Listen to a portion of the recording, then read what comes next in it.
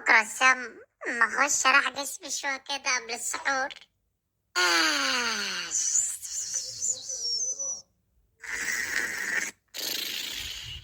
رد بقى يا عم حموكش، الفجر هيأذن. انا عملت اللي عليا. روح يا تصحى اخوك عشان يتسحر. مش راضي يصحى يا بابا. اتحايل عليه. اتحايلت عليه مش راضي في 7 نومة وقال لي انا اتسحرت. متأكد ياض؟ ايوه يا بابا عيب عليك.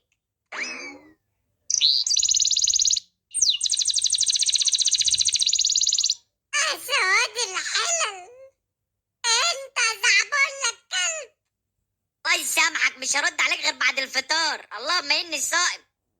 ما صحتنيش على السحور ليه؟ لا صحتك يا عم وانت مرضتش تصحى.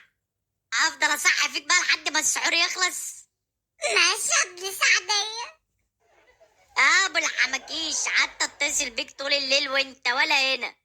اسكت يا بنت، مش اسكت، ده انا بص على اخره ومش طايقه اشوف حد قدامي، واللي بص هيعك بقى.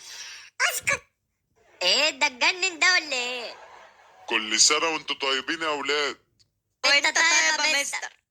احنا هندردش مع بعض شوية النهاردة بمناسبة ان النهاردة اول يوم في رمضان، وبتمنى ان اي حد مزعل التاني يسامحه، ولازم نتصالح مع بعض في رمضان يا ولاد عشان رمضان شهر الخير ولازم كلنا نبقى متصالحين.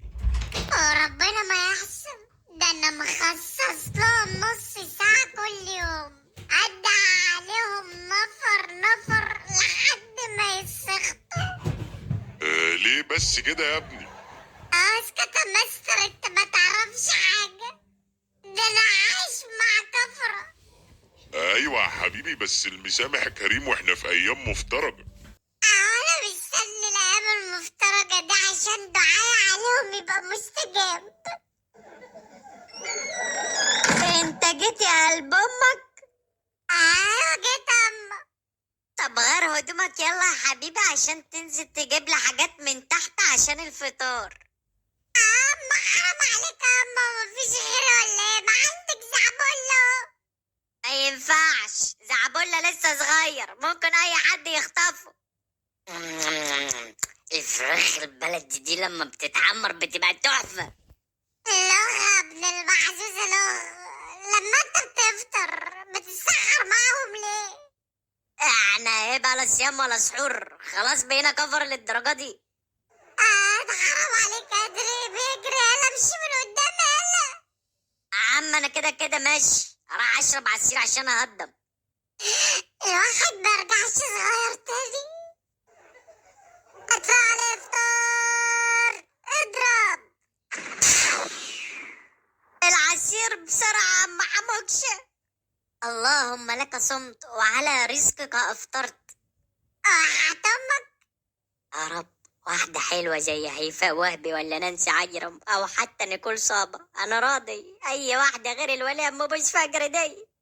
بتقول ايه يا حاج سامعاك؟ لا ده بيدعيلك اما. الواحد بعد الفطار يا اخي بيفخد على اخر. عندك حق يا زميلكس، الواحد حاسس كأنه حامل في التاسع.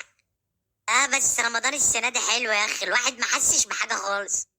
انت كنت فين طول النهار اصلا يا ممس؟ كنت نايم اصلا. قلتلي. اخي سبحان الله، الواحد يصوم 13 ساعة ويشبع في 5 دقايق، تحس انك شاحن اصلي.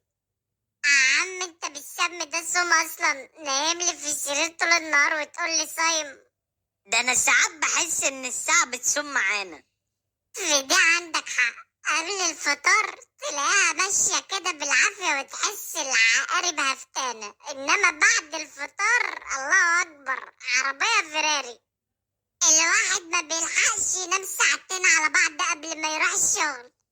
ايه ده، انت بتروح الشغل في رمضان؟ ايوه، ايه المشكلة يعني؟ يا ابني مش الصيام ابتعاد عن الطعام والشراب؟ مظبوط. طب والشغل ده مش اكل عيش؟ ايه بقى الشغل حرام في رمضان؟ تصدق عندك حق،